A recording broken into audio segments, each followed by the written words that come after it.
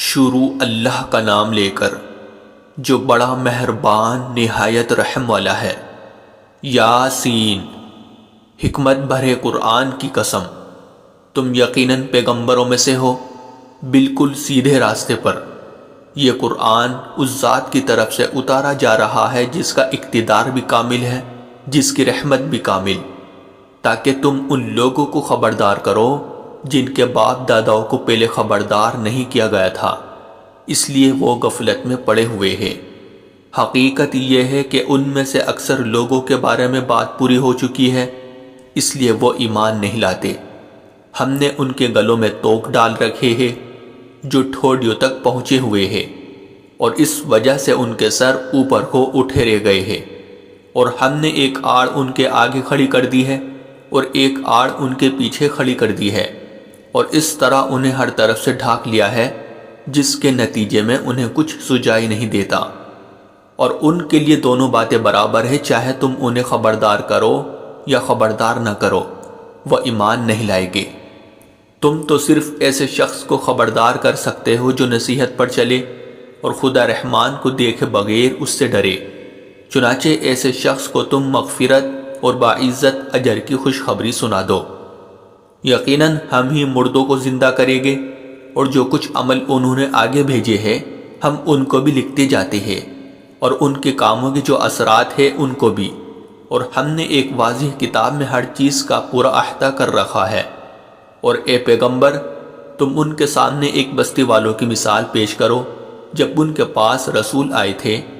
جب ہم نے ان کے پاس شروع میں 2 رسول بھیجے تو انہوں نے دونوں کو جھٹلا دیا، پھر ہم نے ایک تیسرے کے ذریعے ان کی تائید کی، اور ان سب نے کہا کہ یقیناً جانو ہمیں تمہارے پاس رسول بنا کر بھیجا گیا ہے۔ انہوں نے کہا تمہاری حقیقت اس کے سوا کچھ بھی نہیں ہے کہ تم ہم جیسے ہی آدمی ہو، اور خدا رحمان نے کوئی چیز نازل نہیں کی ہے، اور تم سراسر جھوٹ بول رہے ہو۔ ان رسولوں نے کہا ہمارا پروردگار خوب جانتا ہے کہ ہمیں واقعی تمہارے پاس رسول بنا کر بھیجا گیا ہے، اور ہماری ذمہ داری اس سے زیادہ نہیں ہے کہ صاف صاف پیغام پہنچا دے۔ بستی والوں نے کہا ہم نے تو تمہارے اندر نحوست محسوس کی ہے، یقین جانو اگر تم باز نہ آئے تو ہم تم پر پتھر برسائیں گے، اور ہمارے ہاتھوں تمہیں بڑی دردناک سزا ملے گی۔ رسولوں نے کہا تمہاری نحوست خود تمہارے ساتھ لگی ہوئی ہے، کیا یہ باتیں اس لیے کر رہے ہو کہ تمہیں نصیحت کی بات پہنچائی گئی ہے؟ اصل بات یہ ہے کہ تم خود حد سے گزرے ہوئے لوگ ہو۔ اور شہر کے پرلے علاقے سے ایک شخص دوڑتا ہوا آیا، اس نے کہا اے میری قوم کے لوگوں، ان رسولوں کا کہنا مان لو، ان لوگوں کا کہنا مان لو جو تم سے کوئی اجرت نہیں مانگ رہے اور وہ صحیح راستے پر ہے۔ اور بھلا میں اس ذات کی عبادت کیوں نہ کروں جس نے مجھے پیدا کیا ہے، اور اسی کی طرف تم سب کو واپس۔ بھلا کیا اسے چھوڑ کر میں ایسوں کو معبود مانوں کہ اگر خدا رحمان مجھے کوئی نقصان پہنچانے کا ارادہ کر لے تو ان کے سفارش میرے کسی کام نہ آئے اور نہ وہ مجھے چھڑا سکے؟ اگر میں ایسا کروں گا تو یقیناً میں کھلی گمراہی میں مبتلا ہو جاؤں گا۔ میں تو تمہارے پروردگار پر ایمان لا چکا، اب تم بھی میری بات سن لو۔ آخر کار بستی والوں نے اس کو قتل کر دیا، اور اللہ کی طرف سے اس سے کہا گیا کہ جنت میں داخل ہو جاؤ۔ اس نے جنت کی نعمتیں دیکھ کر کہا کہ کاش میری قوم کو معلوم ہو جائے کہ اللہ نے کس طرح میری بخشش کی ہے اور مجھے باعزت لوگوں میں شامل کیا ہے۔ اور اس شخص کے بعد ہم نے اس کی قوم پر آسمان سے کوئی لشکر نہیں اتارا، اور نہ ہمیں اتارنے کی ضرورت تھی، وہ تو بس ایک ہی چنگھاڑ تھی جس سے وہ ایک دم بجھ کر رہ گئے۔ افسوس ہے ایسے بندوں کے حال پر، ان کے پاس کوئی رسول ایسا نہیں آیا جس کا وہ مذاق نہ اڑاتے رہے ہو۔ کیا انہوں نے نہیں دیکھا کہ ان سے پہلے ہم کتنی قوموں کو اس طرح ہلاک کر چکے ہیں کہ وہ ان کے پاس لوٹ کر نہیں آتے؟ اور یہ جتنے لوگ ہیں ان سبھی کو اکٹھا کر کے ہمارے سامنے حاضر کیا جائے گا، اور ان کے لیے ایک نشانی وہ زمین ہے جو مردہ پڑی ہوئی تھی، ہم نے اسے زندگی عطا کی، اور اس نے غلہ نکالا جس کی خوراک یہ کھاتے ہیں، اور ہم نے اس زمین میں کھجوروں اور انگوروں کے باغ پیدا کیے، اور ایسا انتظام کیا کہ اس میں سے پانی کے چشمے پھوٹ نکلے تاکہ یہ اس کی پیداوار میں سے کھائے۔ حالانکہ اس کو ان کے ہاتھوں نے نہیں بنایا تھا، کیا پھر بھی یہ شکر نہیں کرے گے؟ پاک ہے وہ ذات جس نے ہر چیز کے جوڑے جوڑے پیدا کیے ہیں، اس پیداوار کے بھی جو زمین اگاتی ہے اور خود انسانوں کے بھی، اور ان چیزوں کے بھی جنہیں یہ لوگ ابھی جانتے تک نہیں ہیں۔ اور ان کے لیے ایک اور نشانی رات ہے، ہم اس پر سے دن کا چھلکا اتار لیتے ہیں تو وہ یکایک اندھیرے میں رہ جاتے ہیں، اور سورج اپنے ٹھکانے کی طرف چلا جا رہا ہے۔ یہ سب اس ذات کا مقرر کیا ہوا نظام ہے جس کا اقتدار بھی کامل ہے، جس کا علم بھی کامل۔ اور چاند ہے کہ ہم نے اس کی منزل ناپ تول کر مقرر کر دی ہے، یہاں تک کہ وہ جب ان منزلوں کے دورے سے لوٹ کر آتا ہے تو کھجور کی پرانی ٹہنی کی طرح پتلا ہو کر رہ جاتا ہے۔ نہ تو سورج کی یہ مجال ہے کہ وہ چاند کو جا پکڑے، اور نہ رات دن سے آگے نکل سکتی ہے، اور یہ سب اپنے اپنے مدار میں تیر رہے ہیں۔ اور ان کے لیے ایک اور نشانی یہ ہے کہ ہم نے ان کی اولاد کو بھری ہوئی کشت میں سوار کیا، اور ہم نے ان کے لیے اسی جیسی اور چیزیں بھی پیدا کی جن پر یہ سواری کرتے ہیں، اور اگر ہم چاہیں تو انہیں غرق کر ڈالیں، جس کے بعد نہ تو کوئی ان کی فریاد کو پہنچے اور نہ ان کی جان بچائی جا سکے۔ لیکن یہ سب ہماری طرف سے ایک رحمت ہے اور ایک معین وقت تک زندگی کا مزہ اٹھانے کا موقع ہے جو انہیں دیا جا رہا ہے۔ اور جب ان سے کہا جاتا ہے کہ بچو اس عذاب سے جو تمہارے سامنے ہیں اور جو تمہارے مرنے کے بعد آئے گا تاکہ تم پر رحم کیا جائے، تو وہ ذرا کان نہیں دھرتے، اور ان کے پروردگار کی نشانیوں میں سے کوئی نشانی ایسی نہیں آتی جس سے وہ منہ نہ موڑ لیتے ہو۔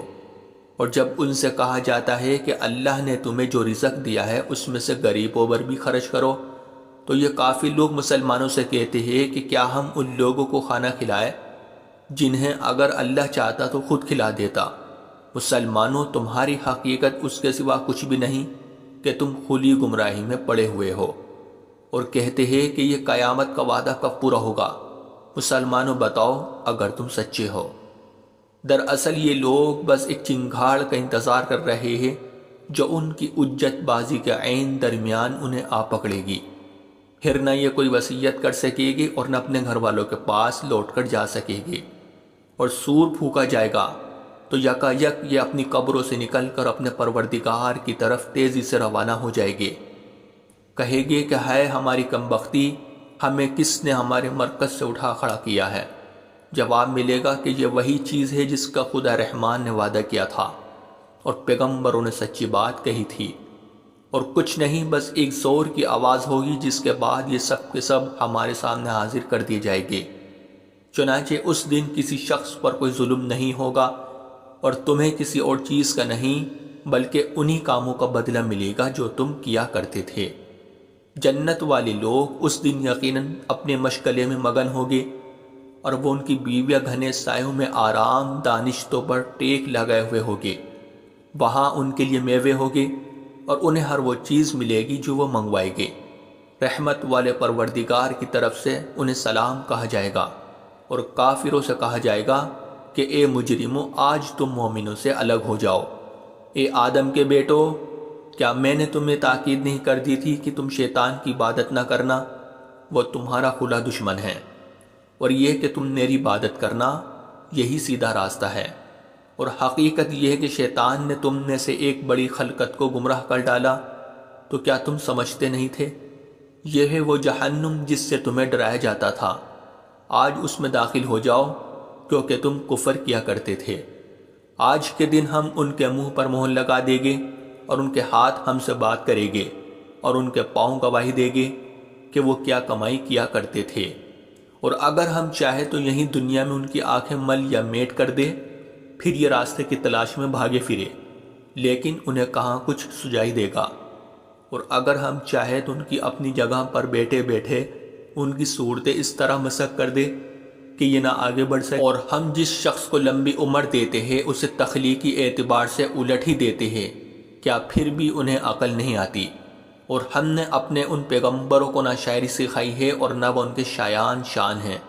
یہ تو بس ایک نصیحت کی بات ہے، اور ایسا قرآن جو حقیقت کو کھول کھول کر بیان کرتا ہے تاکہ ہر اس شخص کو خبردار کرے جو زندہ ہو، اور تاکہ کفر کرنے والوں پر حجت پوری ہو جائے۔ اور کیا انہوں نے یہ نہیں دیکھا کہ ہم نے اپنے ہاتھوں کی بنائی ہوئی چیزوں میں سے ان کے لیے موشی پیدا کیے اور یہ ان کے مالک بنے ہوئے ہیں، اور ہم نے ان موشیوں کو ان کے قابو میں دے دیا ہے، چنانچہ ان میں سے کچھ وہ ہے جو ان کی سواری بنے ہوئے ہیں اور کچھ وہ ہے جنہیں یہ کھاتے ہیں۔ نیز ان کو ان موشیوں سے اور بھی فائدہ حاصل ہوتے ہیں اور پینے کی چیزیں ملتی ہیں، کیا پھر بھی یہ شکر نہیں بجا لائے گے؟ اور انہوں نے اللہ کو چھوڑ کر اس امید پر دوسرے خدا بنا رکھے ہیں کہ انہیں ان سے مدد ملے، حالانکہ ان میں یہ طاقت ہی نہیں ہے کہ ان کی مدد کر سکے، بلکہ وہ ان کے لیے ایک ایسا مخالف لشکر بنے گے جسے قیامت میں ان کے سامنے حاضر کر لیا جائے گا۔ غرض اے پیغمبر ان کی باتیں تمہیں رنجیدہ نہ کرے، یقین جانو ہمیں سب معلوم ہے کہ کیا کچھ چھپاتے اور کیا کچھ ظاہر کرتے ہیں۔ اور کیا انسان نے یہ نہیں دیکھا کہ ہم نے اسے نطفے سے پیدا کیا تھا، پھر اچانک وہ کھلم کھلا جھگڑا کرنے والا بن ہمارے بارے میں تو وہ باتیں بناتا ہے اور خود اپنی پیدائش کو بھلا بیٹھا ہے، کہتا ہے کہ ان ہڈیوں کو کون زندگی دے گا جبکہ وہ گل چکی ہوگی۔ کہہ دو کہ ان کو وہی زندگی دے گا جس نے انہیں پہلی بار پیدا کیا تھا، اور وہ پیدا کرنے کا ہر کام جانتا ہے۔ وہی ہے جس نے تمہارے لیے سرسبز درخت سے آگ پیدا کر دی ہے، پھر تم ذرا سی دیر میں اس سے سلگانے کا کام لیتے ہو۔ بھلا جس ذات نے آسمانوں اور زمین کو پیدا کیا ہے، کیا وہ اس بات پر قادر نہیں ہے کہ ان جیسوں کو دوبارہ پیدا کر سکے؟ کیوں نہیں، جبکہ وہ سب کچھ پیدا کرنے کی پوری مہارت رکھتا ہے۔ اس کا معاملہ تو یہ ہے کہ جب وہ کسی چیز کا ارادہ کر لے تو صرف اتنا کہتا ہے کہ ہو جا، بس وہ ہو جاتی ہے۔ غرض پاک ہے وہ ذات جس کے ہاتھ میں ہر چیز کی حکومت ہے، اور اسی کی طرف تم سب کو آخر کار لے جایا جائے گا۔